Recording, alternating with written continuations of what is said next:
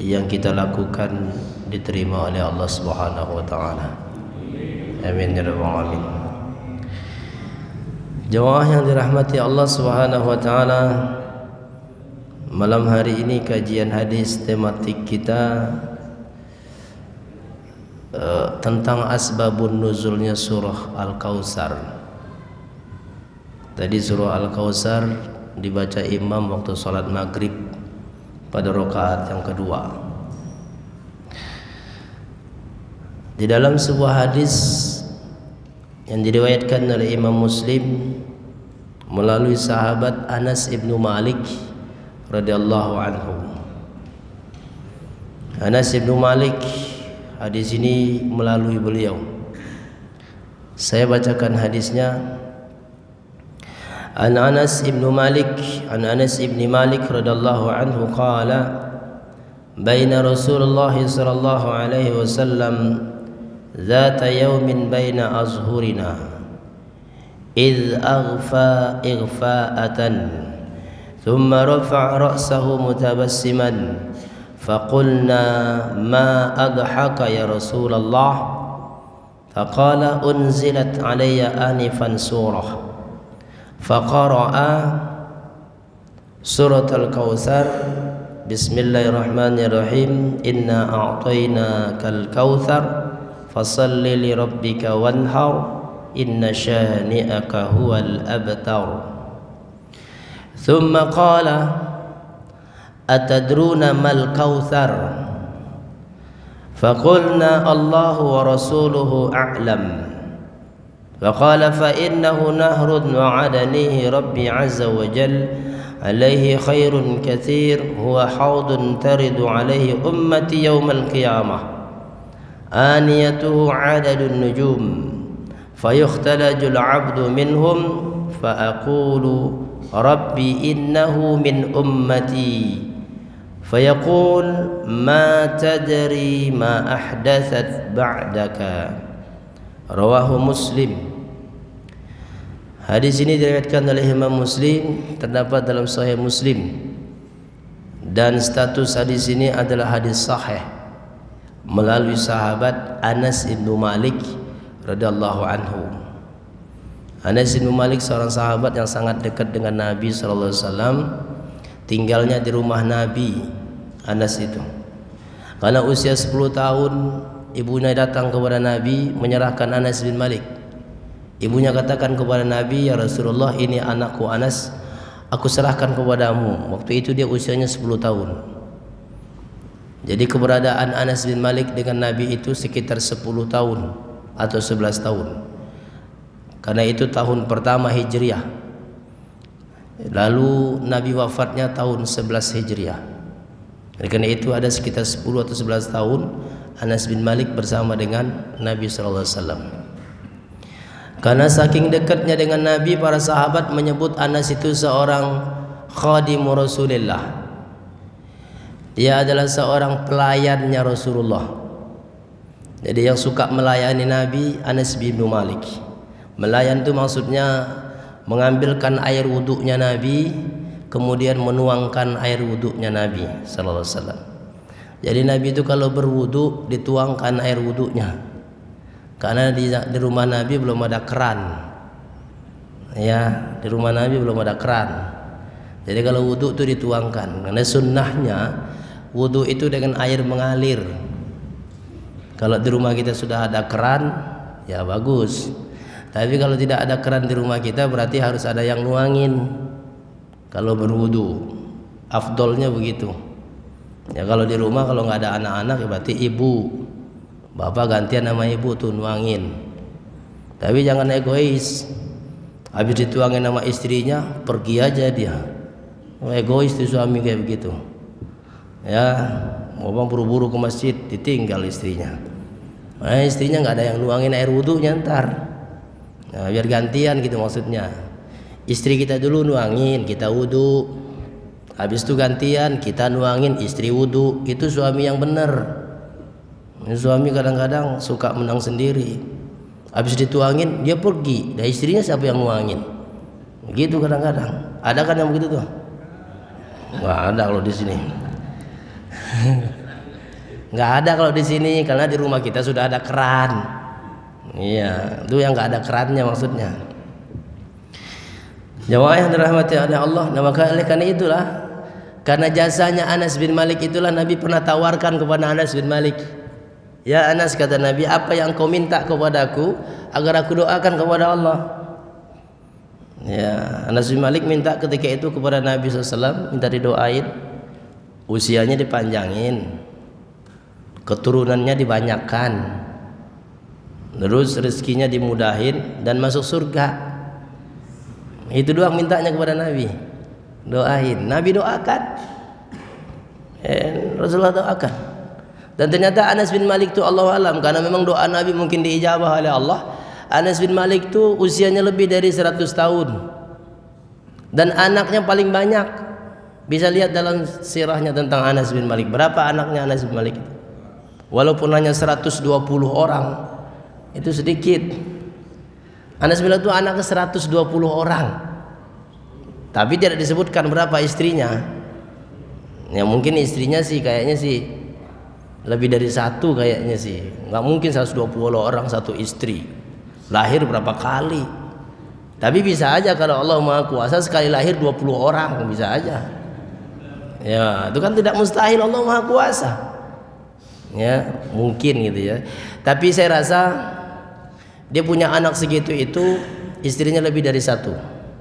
Dan dulu para sahabat itu Bapak Ibu, sebelum turunnya ayat surah An-Nisa tentang nikah itu boleh sampai 4, itu sahabat tuh istrinya semuanya, mereka tuh lebih dari 4 semua istrinya. Begitu ayat itu turun barulah mereka ceraikan, tinggal 4. Termasuk Umar, Abu Bakar tuh istrinya lebih dari 4 semua. Hanya Ali yang istrinya hanya 1, karena Ali itu istrinya anaknya Rasulullah. Tapi setelah Fatimah wafat, Ali istrinya lebih dari 1. Ya, setelah anaknya Nabi SAW wafat. Tapi kita tidak bahas tentang istri yang berapa.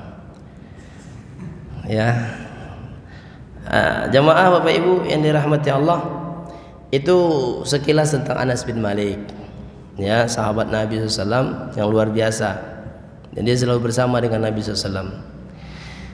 Nah, hadis ini melalui beliau yang menceritakan adalah Anas bin Malik. Hadis ini Anas bin Malik menceritakan, baina Rasulullah sallallahu alaihi wasallam data yaumin baina azhurina. Satu hari, kata Anas bin Malik, kami sedang berada di masjid bersama dengan Rasulullah SAW. Memang tidak disebutkan dalam hadis ini waktu kapan di dalam masjid, apakah sholat asar, sholat zuhur atau sholat apa, tidak disebutkan. Tapi Anas bin Malik mengatakan, satu hari kami pernah bersama Nabi di dalam masjid, lagi duduk bersama dengan Rasulullah SAW. Lalu ketika itu Nabi lagi duduk, idh aghfa ighfa'atan. Idh aghfa ighfa'atan itu diartikan Nabi lagi duduk, kepalanya nunduk, matanya merem. Ya, duduk, mata merem, nunduk gitu. Apa istilah kalau tidur apa namanya? Tidur ayam. Nah, Master tahu tidur ayam. Ayam begitu. Ya kayak kita lagi dengerin taklim begitu. Kan banyak yang begitu, kita dengerin taklim tuh. Dia nggak tidur, telinganya dengar sebenarnya. Ya, telinganya dengar, cuman matanya merem. Cuman kadang-kadang ustadznya selesai dia nggak tahu. Nah, itu masalah tuh. Ya, nunduk gitu kan. Nah, ternyata Nabi juga melakukan itu waktu itu di dalam masjid bersama dengan para sahabat. Id'afa ighfa'atan itu artinya itu Nabi tertunduk, matanya merem. Disebutkan kalau dalam hadis ini diartikan dengan tidur ringan, artinya tidur ringan. Nah, dalam kondisi begitu tuh, kata Anas bin Malik, tsumma rafa'a ra'sahu mutabassiman. Tiba-tiba Nabi mengangkat kepalanya dan kemudian Nabi tersenyum. Mutabassiman itu artinya tersenyum. Tabassama yatabassimu mutabassiman. Tabassum. Kan tabassum itu artinya tersenyum. Tabassumuka fi wajhi akhika sedekah. Itu kan hadis tuh. Senyummu kepada saudaramu adalah sedekah. Itu mah anak TK juga hafal. Itu hadisnya anak TK. Coba tanya anak TK, hadis tersenyum. Nah, dibacain sama dia tuh hadis itu tuh. Ya, tabassum itu artinya tersenyum. Maka di sini disebutkan Anas bin Malik, tiba-tiba Nabi mengangkat kepalanya, lalu kemudian Nabi tersenyum. Tersenyum berarti Nabi senang tuh. Kayaknya Rasulullah lagi senang ketika itu. Nah, melihat kondisi Nabi seperti itu, para sahabat bertanya, "Faqulna ma adhaka ya Rasulullah." Karena para sahabat bertanya ketika itu, ini Nabi agak aneh nih, lagi nunduk, lagi tiduran begitu, tiba-tiba dia angkat kepalanya sambil tersenyum. Para sahabat nanya, "Faqulna ma adhaka ya Rasulullah." Mereka mengatakan, "Wahai Rasulullah, apa yang membuat engkau tertawa?" Bapak bisa perhatikan kalimatnya. Tadi pertama Anas bin Malik mengatakan bahwa mutabassiman artinya senyum. Tapi pertanyaan para sahabat, kenapa engkau tertawa? Jadi ada tersenyum, ada tertawa. Karena tabassum itu artinya tersenyum kalau kita. Adhaka itu, dhahak itu tertawa. Kalau di kita nih, senyum sama ketawa beda atau tidak? Beda kan? Iya. Ternyata Nabi SAW, pertanyaan begini nih, berarti Nabi antara senyum dengan tertawa itu sama. Nabi kalau senyum itu giginya kelihatan, tapi langit-langitnya nggak kelihatan. Itu senyum. Dan juga tertawa Nabi seperti itu. Kalau kita kan beda. Kalau cuman gitu doang senyum. Kenapa? Kalau kita tertawa itu bukan langit-langit yang kelihatan, kerongkongannya kelihatan. Iya kan? Ngakak gitu maksudnya. Nah, itu tidak boleh. Bahkan Nabi antara senyum dengan tertawa itu Nabi sama. Nabi tertawa tapi tidak berlebihan, giginya kelihatan tapi tidak sampai langit-langitnya kelihatan, tidak. Makanya pertanyaan para sahabat itu begitu, "Ma adhaka ya Rasulullah?" Apa yang membuat engkau tertawa wahai Rasulullah? Berarti Nabi lagi senang. Lalu ketika itu Nabi SAW mengatakan, "Unzilat alayya surah anifan." Nabi sampaikan ketika itu, baru saja turun kepadaku satu surah. Nabi sebutkan satu surah. Surah itu surat, bukan satu ayat, tapi satu surah. Ini maknanya bahwa surah Al-Kautsar itu Allah turunkan sekaligus satu surah. Ya, memang tiga ayat. Surah Al-Kautsar itu surah yang termasuk yang terpendek dalam Al-Quran.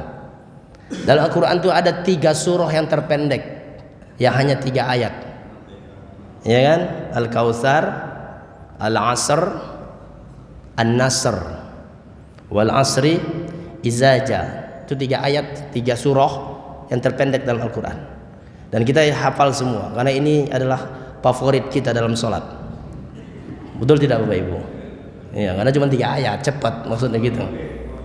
Ya, kalau imam baca itu senang banget kita. Mulai inna, udah senang kita tuh. Wah, ini anak ina nih. Ya. Kalau inna doang nih kita udah curiga. Inna, ternyata bukan. Inna anzalna taurata fiha. Ya salah, panjang ini mah gitu kata dia. Baik, Bapak Ibu yang dirahmati Allah.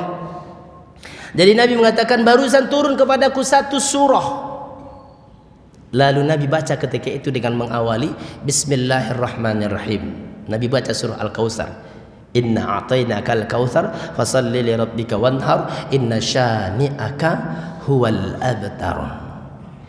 Setelah Nabi bacakan surah itu, kemudian Nabi bertanya kepada para sahabat. Kata Nabi, atadruna mal kautsar? Setelah Nabi baca surah Al-Kautsar, Nabi tanya, tahukah kalian apa itu artinya Al-Kautsar? Kata Nabi kepada para sahabat tuh. Ketika itu karena para sahabat tidak tahu apa itu Al-Kautsar, maka para sahabat jawab, Allahu wa rasuluhu a'lam. Allah dan Rasulnya lebih tahu. Ini jawaban orang beriman, Pak. Orang beriman tuh kalau tidak tahu dia jawabannya, maka itulah jawaban dia. Lebih bagus tuh jawabannya daripada saya nggak tahu. Mendingan Allahu a'lam, Allahu a'lam. Jangan sok tahu. Oh, Ustadz ditanya, padahal dia tidak tahu jawabannya, asal jawab. Ustadz masa nggak tahu? Hancur umat jadinya kalau begitu. Orang bisa sesat semua. Makanya kalau ustadz, walaupun ustadz, kalau nggak tahu jawabannya ya bilang nggak tahu, wallahu alam, gitu aja udah. Tapi hati-hati penempatannya juga harus pas. Jangan sampai nanti ibu di rumah, bapak nanya pagi-pagi, "Bu, sarapan mana?" Wallahu a'lam. Nah itu bahaya itu. Nggak pas itu penempatannya. Bisa bisa masalah nanti. Maksudnya kalau ditanya tentang ilmu, tentang apa kita tidak tahu, atau kita jawab tapi kita ragu dengan jawaban itu, maka sebutlah wallahu atau apa namanya, wallahu alam.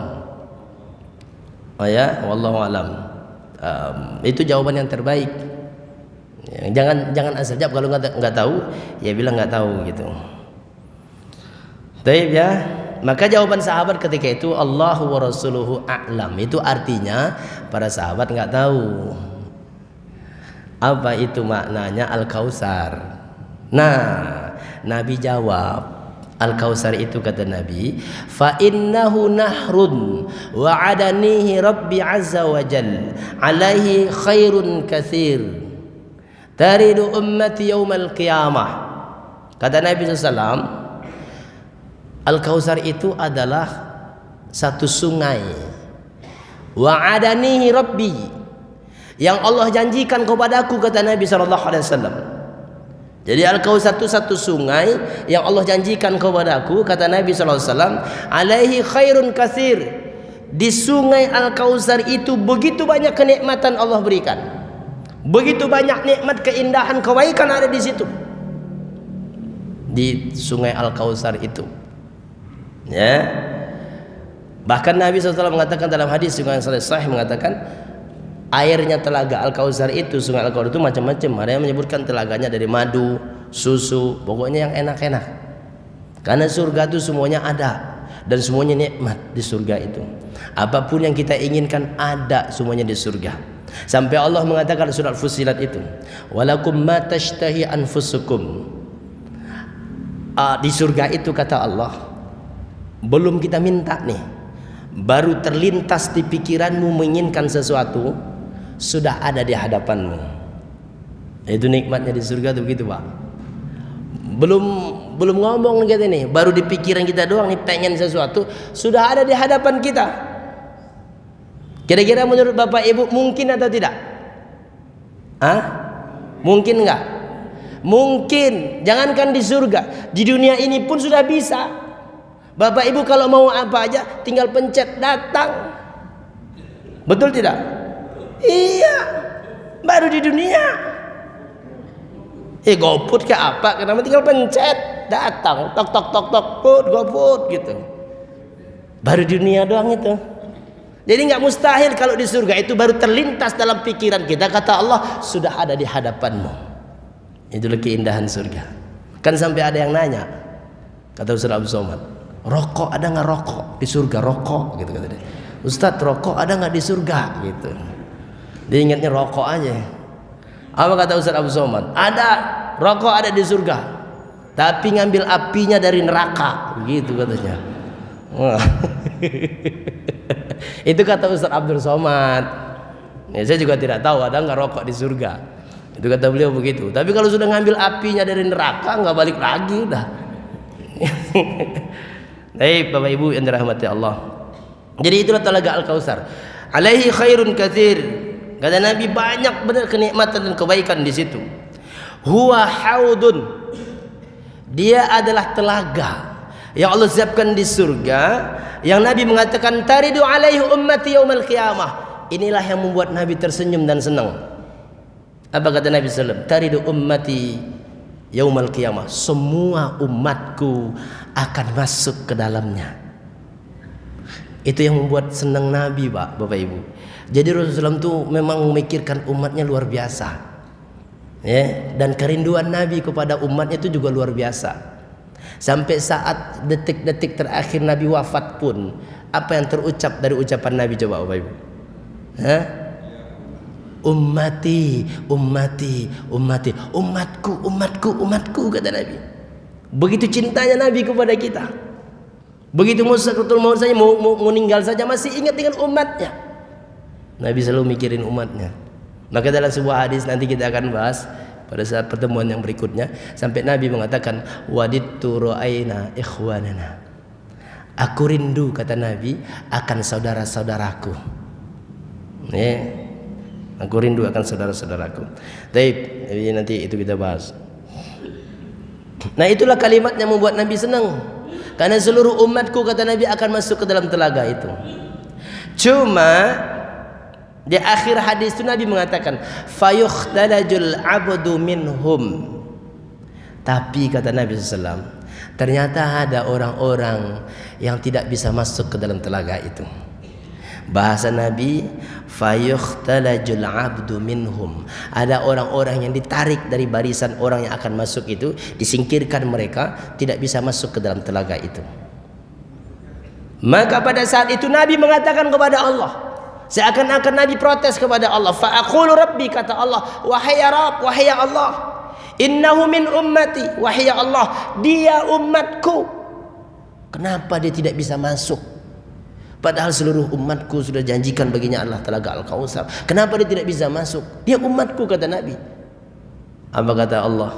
Fayaqulu Rabb, Allah berfirman ketika itu kepada Rasulullah SAW mengatakan, ma tadri ma ahdasat ba'daka.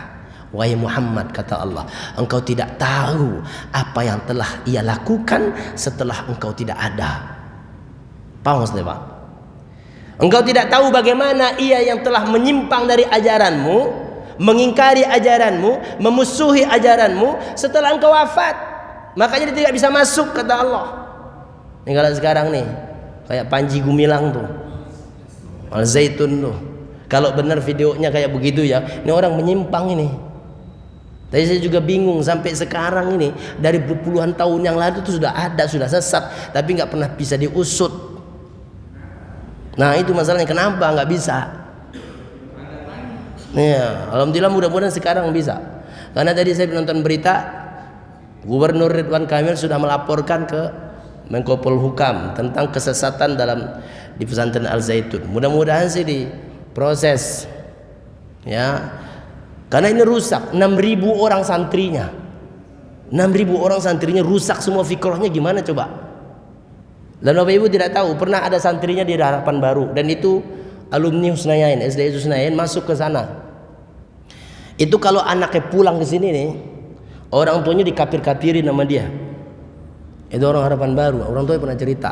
Akhirnya ditarik anaknya dari sana, tapi sudah rusak pikirannya, didoktrin dia. Tapi dia tidak tahu kenapa tidak bisa diusut, gitu. Ya, nggak usah kita pikirin, pusing kita. Biar polisi aja yang nyari. Baik ya, Bapak Ibu yang dirahmati. Nah, itu maksudnya orang-orang yang menyimpang dari ajaran Nabi SAW. Mereka tidak mengikuti apa yang dicontohkan Nabi. Mereka menyimpang, meninggalkan, bahkan mengingkari apa yang diajarkan oleh Rasulullah SAW. Dan hari ini banyak orang yang kayak begitu, ngakunya Muslim tapi bertentangan dengan apa yang diajarkan Nabi. Ada atau tidak? Banyak. Ya, banyak yang begitu. Dan itulah yang dimaksud oleh Allah, bahwa engkau tidak tahu apa yang telah ia lakukan setelah engkau tidak ada. Dia melakukan penyimpangan. Baik, Bapak Ibu yang dirahmati Allah, itulah terjemahan dari hadis itu. Karena hadis ini sudah saya terjemahkan, maka kajian kita selesai. Nggak apa-apa kan? Baik, masih lama ya, sebentar lagi. Soalnya umat masuk sebentar lagi. Nah, kita ambil pelajaran dari sini. Pertama adalah pelajarannya ketika Anas bin Malik menceritakan saat mereka bersama dengan Nabi dalam masjid. Yang ketika itu Nabi SAW sedang duduk bersama dengan para sahabat. Ini menunjukkan bahwa Nabi ini seorang pemimpin besar ketika itu, pemimpin umat saat itu. Tapi Nabi tidak pernah membedakan dirinya dengan yang lain. Di masjid sama, nggak ada bedanya, nggak ada bedanya. Siapapun dia, kalau di masjid ini di hadapan Allah sama. Jadi jangan mentang-mentang lurah, mentang-mentang gubernur, begitu mau sholat datang telat, di depan udah penuh saf, nyelonong, orang disingkirin semua. Boleh atau tidak? Nggak boleh. Apapun dia, mau gubernur dia, mau apa dia, nggak boleh. Kecuali kalau imam baru. Karena kalau imamnya telat, siapa yang mau imam? Gitu maksudnya. Kalau imam nyelonong boleh karena imam. Oh ganti ya. Ya udah nggak apa-apa. Ya, tidak boleh ini adab dalam masjid. Siapa yang pertama datang dia dapat saf paling pertama. Yang terakhir datang di belakang. Nggak ada urusan. Siapapun dia. Di hadapan Allah di masjid. Dan Nabi mencontohkan itu. Ini seorang pemimpin yang low profile. Nabi tidak menunjukkan, saya ini seorang presiden, saya khalifah, harus dong. Enggak. Harusnya tuh pemimpin tuh kayak begini nih, harusnya. Tapi bukan pencitraan. Ya, bukan. Sekarang ini lagi musim nih. Yang nggak pernah ke masjid dia. Yang nggak pernah datang ke masyarakat, datang dia. Nanti kalau udah jadi selesai. Banyak yang begitu. Ya. Tapi walaupun begitu kita nggak boleh apatis juga. Kalau gitu kita nggak usah ikut-ikutan Ustadz, nggak boleh. Kita tetap harus ikut andil dalam memilih pemimpin. Ya, karena negara kita kan negara demokrasi, nggak boleh. Saya mau nggak usah ikut Ustadz, nggak, jangan, salah, dosa kita. Kita harus tetap ikut. Ya, baik Bapak Ibu yang dirahmati Allah. Itu untuk pemimpin Rasulullah SAW. Dan ini menggambarkan kedekatan Nabi dengan para sahabat, dengan warga, dengan masyarakat. Nabi nggak pernah bedain siapapun dia. Di hadapan Allah sama, dan apalagi dalam masjid. Dan nggak boleh kalau di masjid ini di kapling-kapling itu nggak boleh. Tempat saya di situ ya, jangan diambil-ambil. Pokoknya setiap sholat saya di situ. Itu nggak boleh tuh. Kalau perlu bikin garis. Ini punya saya nih, nggak boleh tuh di masjid begitu. Masjid itu umum, siapa saja boleh.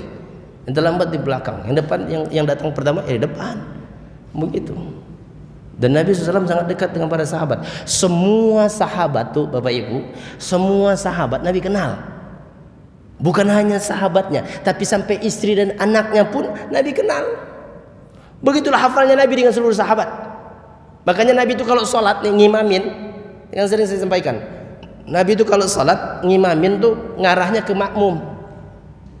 Ngarahnya ke makmum. Emang sunnahnya begitu.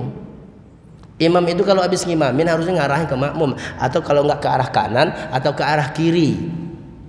Ke arah kiri jarang Nabi. Tapi pernah. Lihat dalam hadisnya. Nabi lebih sering ke arah kanan ngadapnya atau ke hadap ke makmum. Makanya Anas bin Malik mengatakan, kami sholat itu lebih suka sebelah kanan imam.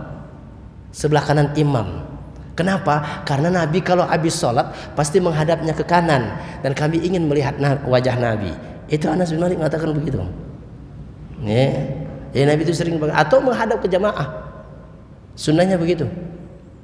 Ya, menghadap ke jamaah. Dan salah satu tujuan Nabi menghadap ke jamaah itu apa? Melihat jamaahnya. Yang sholat ke masjid siapa dan yang tidak sholat ke masjid siapa. Nabi hafal.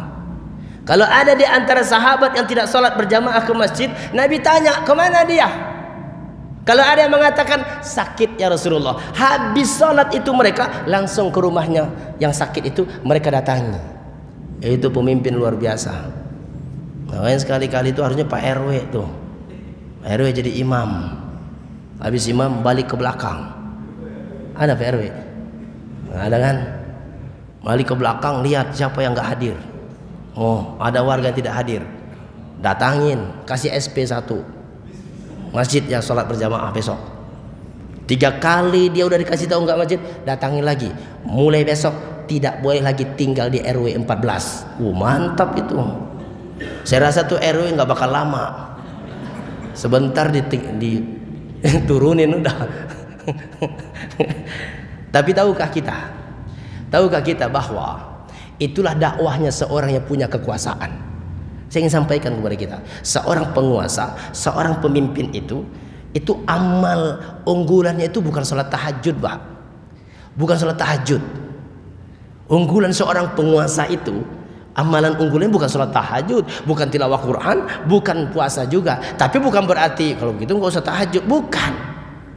Unggulan seorang penguasa itu apa unggulannya? Bagaimana orang-orang yang di bawahnya itu bisa taat kepada Allah. Itulah amalan unggulan seorang penguasa. Harusnya begitu.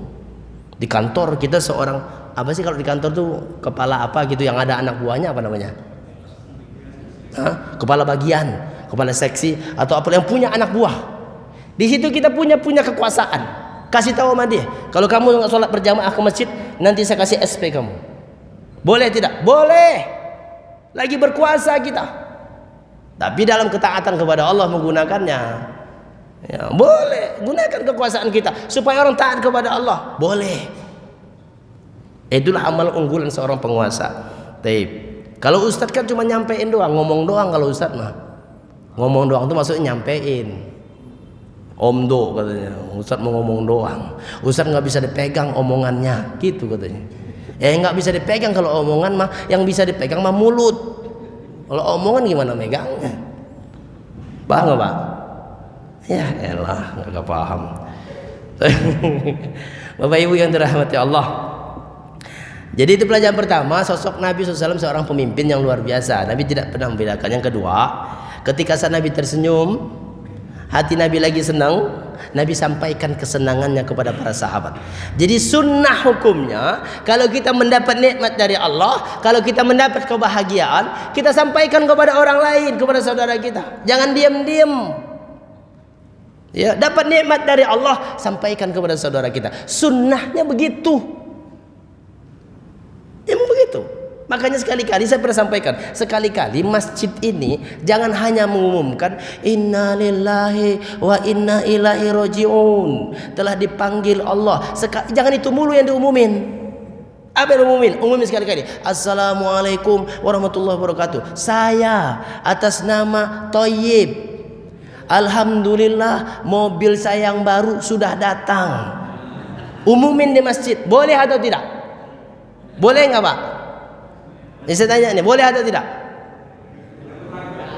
Hah? Nggak, ini serius nih saya tanya, boleh atau tidak diumumkan? Boleh. Umumkan. Allah Subhanahu wa taala berfirman, "Wa amma bi ni'mati rabbika fahaddits." Apa artinya coba? Dan adapun nikmat yang Allah berikan kepadamu, ceritakan, kata Allah, sampaikan.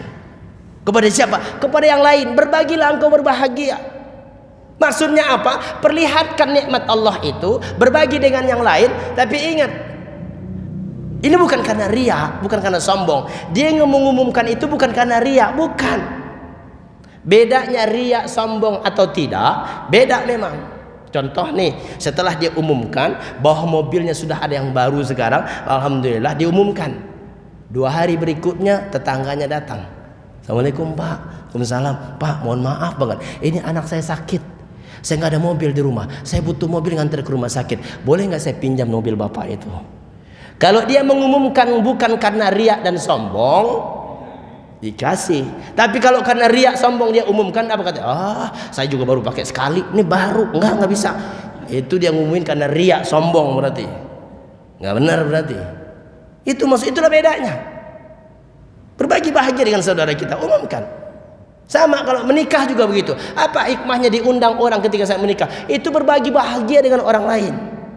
Menikah itu harus begitu. Bukan sembunyi-sembunyi. Karena ada juga yang sembunyi-sembunyi. Betul tidak Pak? Sampai kita nggak tahu. Kadang-kadang dia berdua sama yang istrinya yang kedua, kita nggak tahu siapa tuh. Akhirnya kita bersuuzon. Kenapa? Karena nggak diumumin.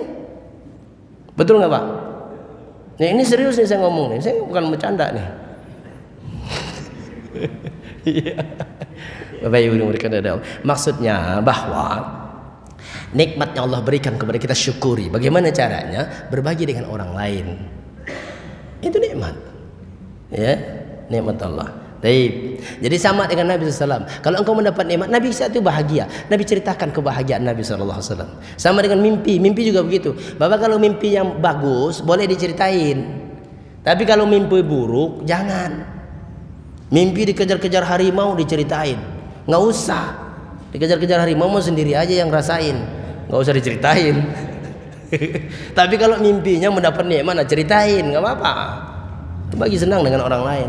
Baik ya, itu yang kedua. Yang ketiga, di sini menjadi dalil bahwa kalau baca Quran diawali dari awal surah, maka sunnah mengawalinya dengan Bismillah. Tapi kalau di tengah-tengah surah, bukan di awal surah, maka bacanya diawali dengan Ta'awuz. Itulah yang Allah sebutkan, wa idza qara'tal Qur'an fasta'iz billah. Paham maksudnya Bapak Ibu? Paham maksudnya? Kalau baca Quran nih kita nih, kalau di awal surah maka disunnahkan pakai bismillah.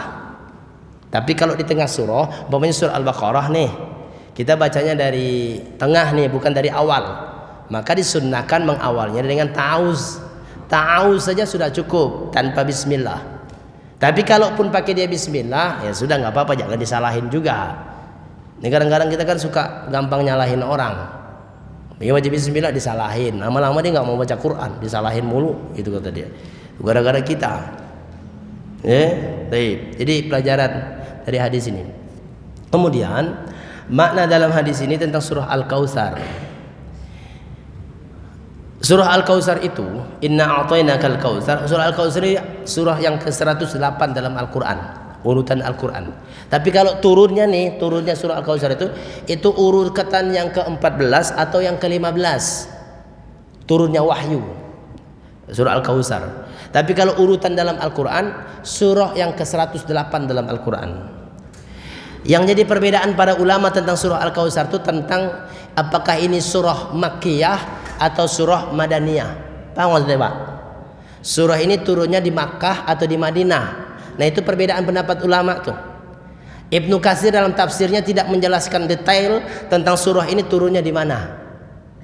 Karena ada yang berpendapat di Mekah, ada yang berpendapat di Madinah.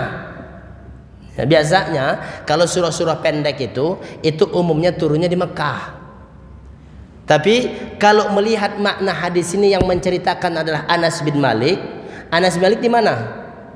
Di Madinah, tinggal di rumah Nabi. Yang menceritakan Anas bin Malik, berarti ini turunnya. Itulah perbedaan pendapat ulama. Tapi bagi kita tuh nggak begitu penting. Yang penting surah ini sudah turun. Pelajaran buat kita. Maknanya apa? Inna a'toina sampai mati tuh. Hidup lagi. Ya kaget kali dia, kaget. Suka kaget. Saya suka begitu kalau ceramah tuh ngaget-ngagetin itu suka saya. Maknanya apa? Inna a'toina. Ini kalimat Pak, Bapak Ibu, surah Al-Kautsar ini peringatan Allah, penegasan Allah kepada kita.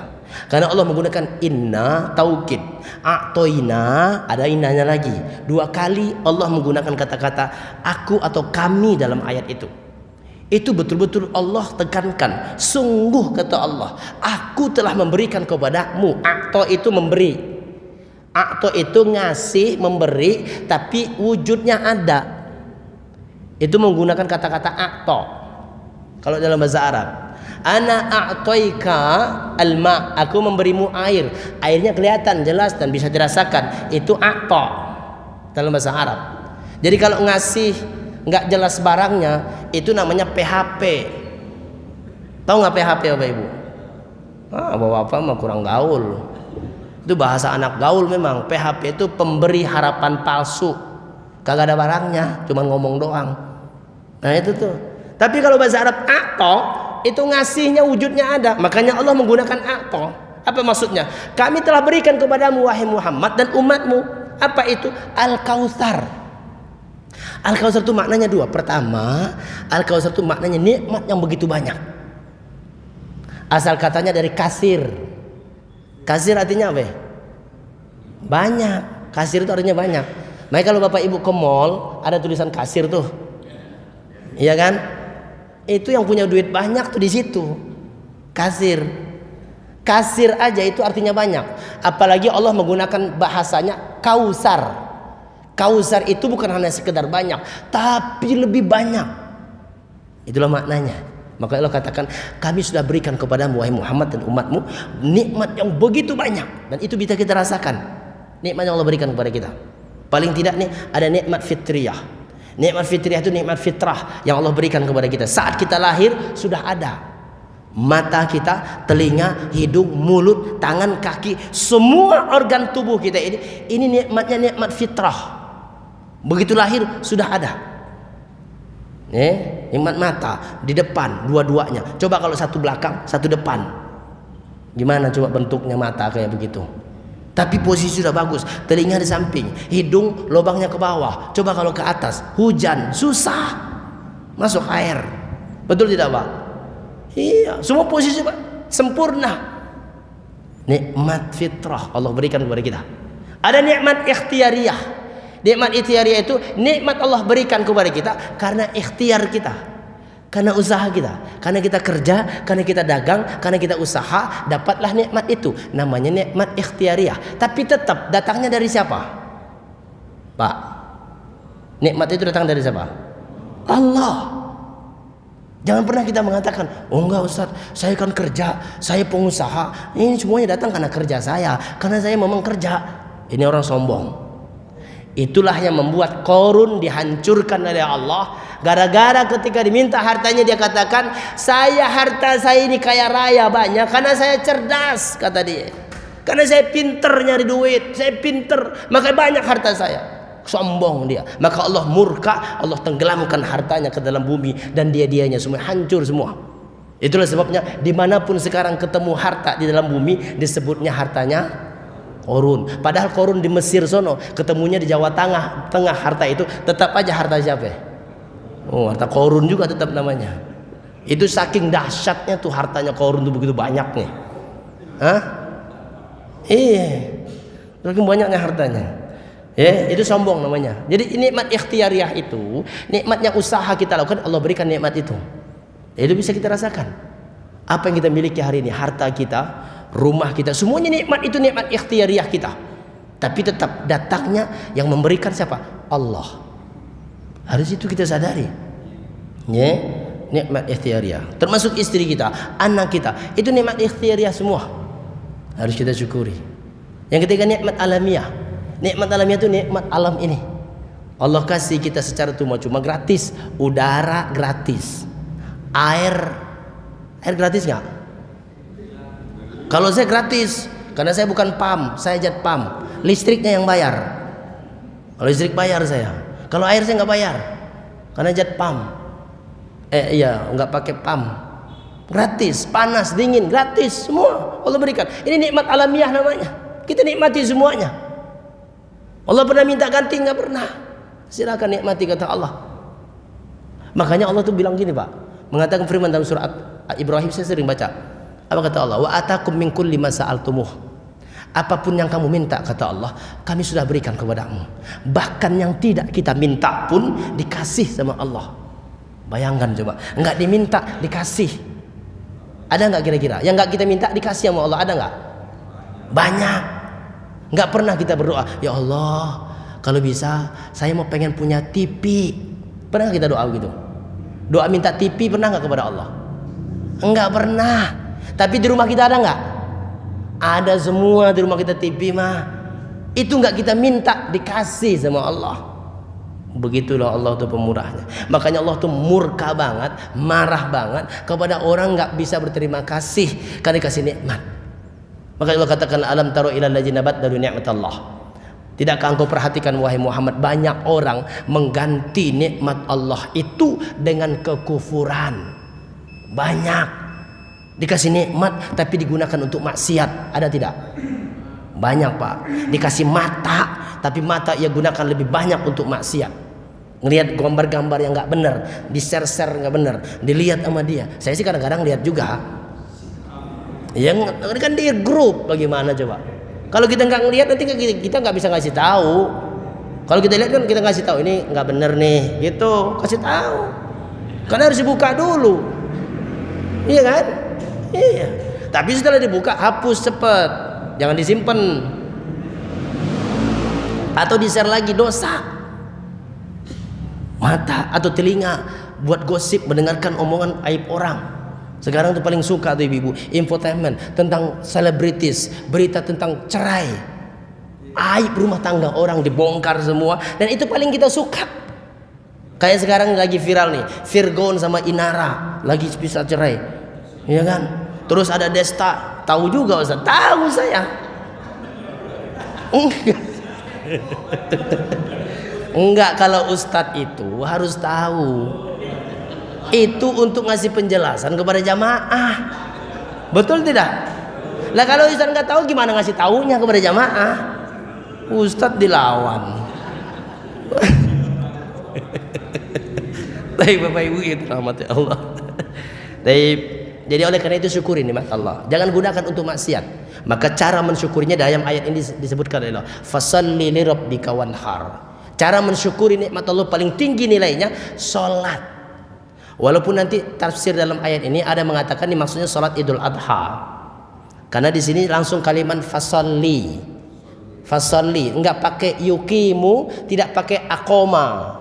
Biasa kalau dalam Al-Qur'an kan ada bahasa salat itu pasti di depannya ada yuqimus shalah, aqamus shalah. Kalau pakai yuqimus shalah, aqamus shalah itu pasti salat fardu. Tapi kalau tidak pakai yuqimu aqama langsung fasalli, maka para ulama sebagian mengatakan ini maksudnya salat sunnah. Iya, salat Idul Adha. Ya, tapi dalam tafsirnya Ibnu Jarir mengatakan atau yang lain mengatakan tidak hanya salat Idul Adha, semua salat termasuk salat fardu adalah ungkapan rasa syukur kepada Allah. Dan yang kedua adalah kurban. Wanhar itu artinya berkurban. Wanhar itu Pak maknanya memotong. Ini kan jakun nih kalau kita nih. Nah, yang di sini di atas jakun ini cara motong sebenarnya surat ini nih cara motong hewan itu. Kata Allah wanhar itu di atasnya. Kayak onta tuh di atasnya itu. Itu sebenarnya cara motong. Wanhar itu memotong. Kan ada bahasa Arab juga zabiha. Zabiha itu juga menyembelih artinya. Tapi Allah menggunakan kata wanhar. Dan wanhar itu, inhar itu bahasa digunakan untuk motong onta sebenarnya. Ya onta itu motongnya di atas. Jadi cara motong itu kalau di atas jakun supaya cepat mati nih di atas jakun. Hewannya bukan orang. Ini orang dipraktekin lagi. Korok jangan. Ya. Itu wanhar, kurban. Kurban apa maksudnya? Kurban hewan kurban kita. Maka perintah kurban itu Bapak Ibu melalui ayat ini hukumnya wajib. Menurut mazhabnya Imam Hanafi wajib hukumnya bagi orang yang mampu. Tapi menurut mazhab yang lain sunnah muakkadah. Masing-masing punya dalil ya tentang itu. Maka bagi kita kenapa tidak kalau kita mampu? Apalagi sekarang kambing kan nggak mahal-mahal banget, sapi juga nggak mahal-mahal banget. Paling mahal kan 3,7. Betul nggak Pak? Itu kan yang mahal. Tapi saya ingin sampaikan kepada kita, kalau kurban itu jangan berpatokan harga. Lihat hewan aja. Ngapain mahal-mahal kalau hewannya kurus? Mendingan gemuk sehat tapi murah. Itu lebih bagus. Enggak, ini serius nih, serius. Maksud saya itu jangan patokan harga gitu. Hewannya. Tapi biasanya di mana-mana gemuk sehat tuh lebih mahal memang. Makanya hewan yang dilihat. Iya. Kenapa? Karena hewan kurban itu ada syaratnya. Ada 4 syaratnya kata Nabi. Enggak boleh buta, enggak boleh pincang, enggak boleh sakit, dan tidak boleh kurus. Enggak boleh hewan kurban itu kurus tuh enggak boleh. Kalau kayak saya nih lumayan lah, dikit, gedean dikit lah dari saya lah, bisa lah. Jangan yang kurus. Ini beli hewan kurban yang paling murah, yang harganya 2 juta, tapi kagak ada dagingnya, tulang semua. Itu nggak sah kurbannya. Saya katakan nggak sah. Kurban yang diterima oleh Allah itu seperti kurbannya Habil. Yang ia kurbankan yang terbaik ketika itu. Sementara Qabil mengorbankan yang kualitasnya yang nggak ada kualitasnya. Tapi Habil memberikan kurban yang terbaik di sisi Allah. Makanya Allah katakan menerima Habil, menolak yang Qabil. Kenapa? Kurbannya lebih baik yang Habil. Gitu maksudnya. Jadi kurban itu yang terbaik harusnya. Jangan nyari yang murah. Kadang-kadang nyari yang murah. Dan jangan diumpamakan juga. Kurban sapi kan 7 orang Ustaz. Itu kan katanya nanti jadi kendaraan dia di surga tuh. 7 orang yang berkurban tuh gemuk-gemuk banget semuanya. Itu kasihan banget sapinya 7 orang gemuk-gemuk di atas nggak kuat gitu. Jadi diumpamakan dengan logikanya dia. Bapak Ibu yang dirahmati oleh Allah. Oleh karena itu ini perintah kurban. Ya, dalam ayat ini. Baik, sampai di sini terakhir dalam hadis ini tentang telaga Al-Kautsar. Telaga Al-Kautsar itu telaga yang Nabi khususkan, Allah khususkan untuk kita umatnya Rasulullah SAW. Jadi ada 2 nikmat. Al-Kautsar itu nikmat di dunia, itulah nikmat yang saat ini. Yang kedua nikmat di akhirat, itulah telaga Al-Kautsar dan surganya Allah. Allah berikan kepada kita. Allahu a'lam bishawab. Sampai di sini ada yang bertanya? Enggak ada. Iya, baik. Siapa dulu? Ya, Pak Haji dulu. Hmm. tersenyum Bismillah. dan tertawa. Maknanya itu apa? Baik, jazakallah. Tadi saya katakan bahwa ketika Anas bin Malik mengatakan Nabi tersenyum, tapi para sahabat bertanya, kenapa engkau tertawa? Maknanya apa? Berarti Nabi antara senyum dan tertawa itu sama, enggak berlebih-lebihan. Kalau kita kan ngebedain senyum dengan tertawa. Kalau senyum kita kan cuma gini doang, tapi kalau tertawa, wah, itu maksudnya. Jadi Nabi SAW itu dalam tertawa itu beradab. Maksudnya apa? Nabi kalau tertawa itu tidak sampai terbuka lebar mulutnya, hanya seperti orang senyum. Giginya kelihatan, tapi langit-langitnya tidak kelihatan. Itu tertawanya Nabi. Berarti hampir sama dengan senyumnya kita, gitu maksudnya. Apa artinya? Oh, itu tadi tertawa itu. Iya, tadi saya sampaikan Nabi tertawa senyum berarti Nabi senang. Kenapa Nabi senang? Karena Nabi mengatakan seluruh umatnya akan masuk ke dalam telaga Al-Kautsar. Itulah yang membuat Nabi senang, tertawa ketika itu, tersenyum. Ya, karena seluruh umatnya akan masuk ke dalam telaga itu. Cuman akhirnya Nabi juga mengatakan ternyata ada di antara umat yang nggak bisa masuk ke dalam telaga itu. Makanya Nabi tanya kepada Allah, kenapa nggak bisa masuk? Karena dia telah menyimpang dari ajaranmu, kata Allah. Dia menyimpang setelah engkau meninggal, dia udah menyimpang, sholatnya udah nggak benar, ajarannya sudah sesat, ajaranmu diingkari sama dia. Maka orang yang kayak begini, walaupun dia Muslim, nggak bisa masuk, gitu loh maksud Allah begitu. Ya, jadi membuat Nabi senang itu karena semua umatnya akan masuk ke dalam telaga itu. Allahu a'lam bishawab. Baik, ya wajib.